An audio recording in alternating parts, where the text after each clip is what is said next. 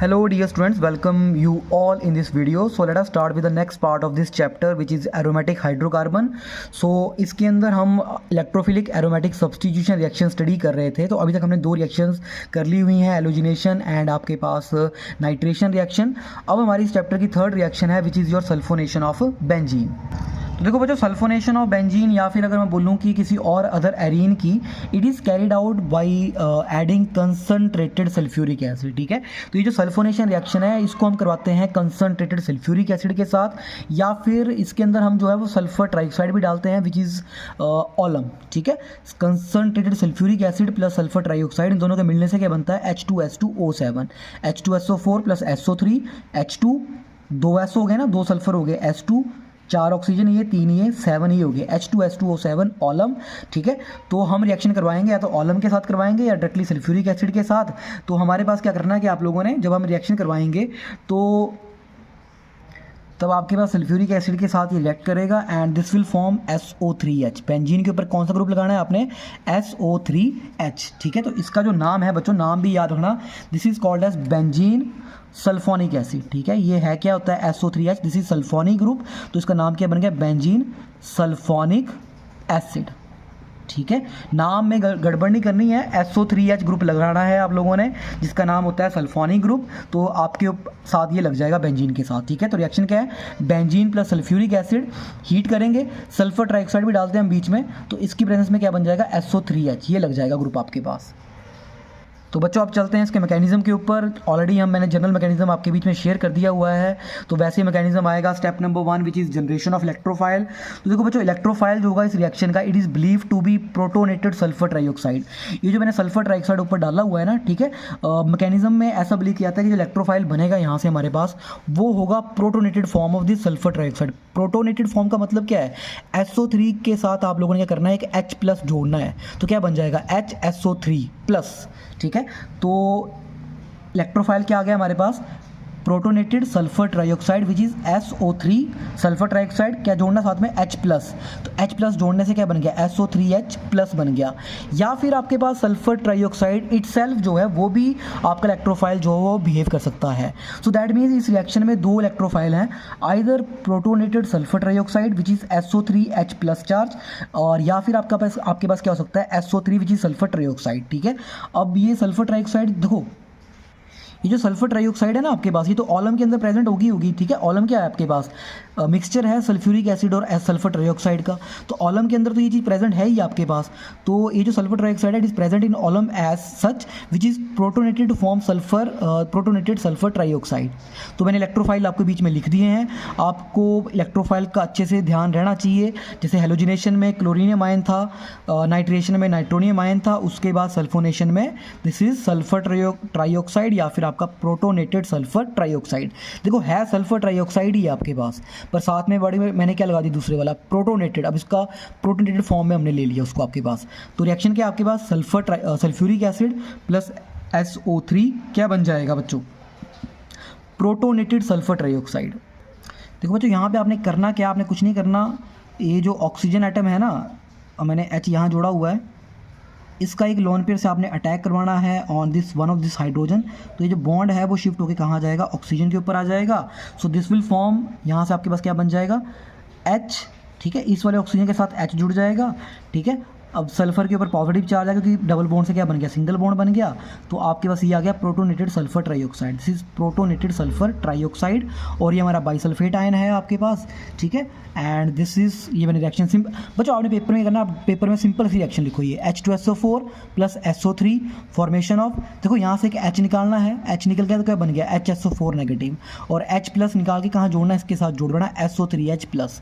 ठीक है, और देखो जो रिएक्शन है ना आपकी, आपको सिंपल याद रखना भी आसान हो जाएगा. SO3H जोड़ना है, तो this is protonated sulphur trioxide, इसके ऊपर पॉजिटिव चार्ज लगाना है बस आप लोगों ने. अब बच्चों अगेन जैसे हम प्रीवियस वीडियो में करते आ रहे हैं वही चीज़ हमने फिर से करनी है. Second step which is your formation of arenium ion intermediate. ये जो प्रोटोनेटेड सल्फर ट्राइऑक्साइड होगा अब वो बेंजीन से रिएक्ट करेगा और रेजोनेंस स्टेबलाइज अरीनियम आयन बनाएगा. तो इसमें होगा क्या? ये जो पाई बॉन्ड है वो अटैक करेगा आपके पास. ठीक है, आपके पास प्रोटोनेटेड सल्फर ट्राइऑक्साइड के ऊपर. और मैंने आपको देखो रेजोनेंस बनाना मैंने आपको सिखा दिए थे ना कि 2 बॉन्ड है वो बिल्कुल छेड़ने नहीं है। जिस कार्बन का बॉन्ड 4 पूरे हो गए, जिसके पूरे नहीं है उसके ऊपर पॉजिटिव चार्ज, या फिर मैंने एक चीज़ और बताई थी, ठीक है, जहाँ पे आप इसको जोड़ रहे हो उसके विद रिस्पेक्ट टू ऑर्थो, उसके विद रिस्पेक्ट टू पैरा, ठीक है, इस वाले के with respect to ortho, ortho के बाद पैरा, पैरा के बाद ये वाला ऑर्थो, इनके ऊपर क्या आएगा, पॉजिटिव चार्ज आएगा, ठीक है। तो देखो आएगा कैसे, ये तो पहला स्ट्रक्चर आया पाई बॉन्ड, जब हमने यहाँ पे जोड़ अटैक करवाया इसके ऊपर, ये बन के आ गया। अब ये वाला पाई बॉन्ड शिफ्ट करना है इधर को, ये वाला डबल बॉन्ड ऐसा बिल्कुल नहीं छेड़ना। अब ये डबल बॉन्ड कहाँ आ गया, इधर को आ गया, ठीक है।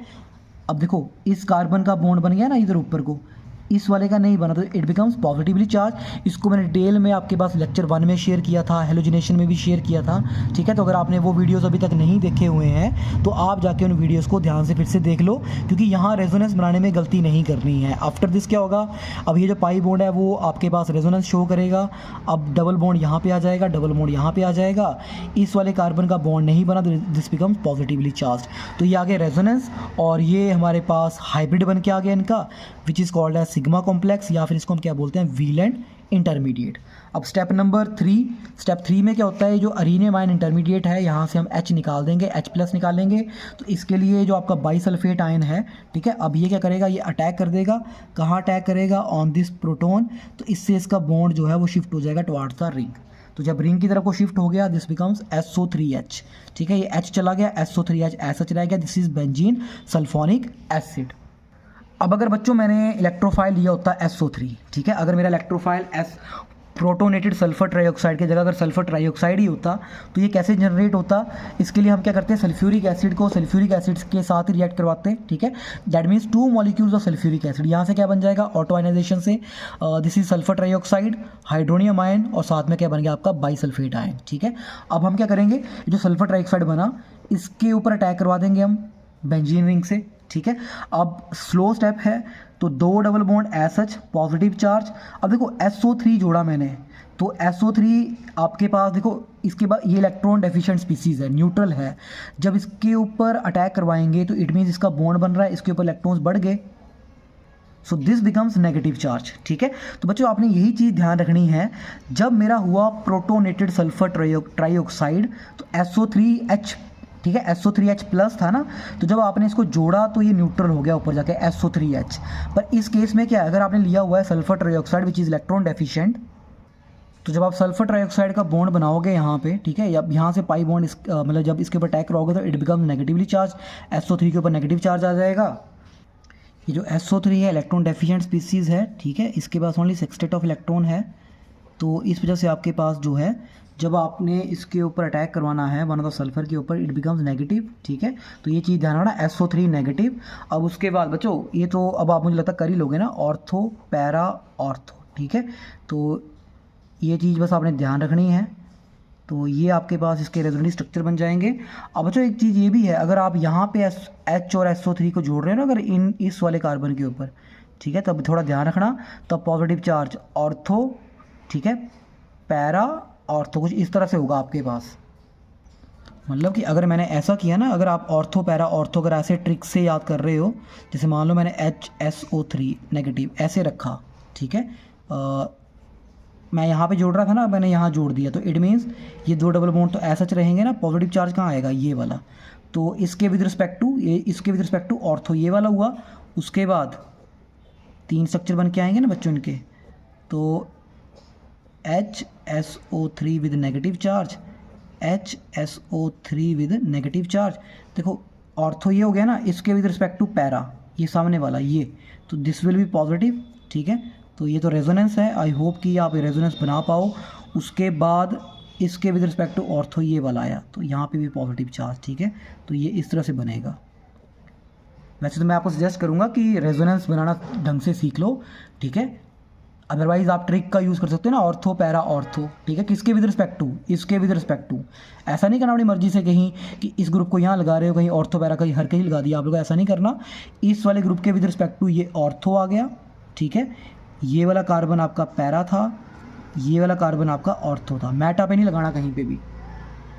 तो अकॉर्डिंगली आपके पास ये बन के आ जाएगा, या फिर मैं इसको ऐसे लिख देता हूँ, this is S+, this is O negative, ये sorry S+, this is O negative, ठीक है। मतलब SO3 का स्ट्रक्चर बना रहा था मैं यहाँ पे, विच कैन बी और लाइक दिस S, ठीक है, 3 ऑक्सीजन है ना, तो SO3, this is O negative, this is positive charge, ठीक है। आपने इसके ऊपर अटैक करवाना है, ठीक है। इसके ऊपर हम अटैक करवाएंगे, ये जो आपकी बेंजीन है, ठीक है, ये बेंजीन मॉलिक्यूल है, इससे हम इसके ऊपर अटैक करवाएंगे।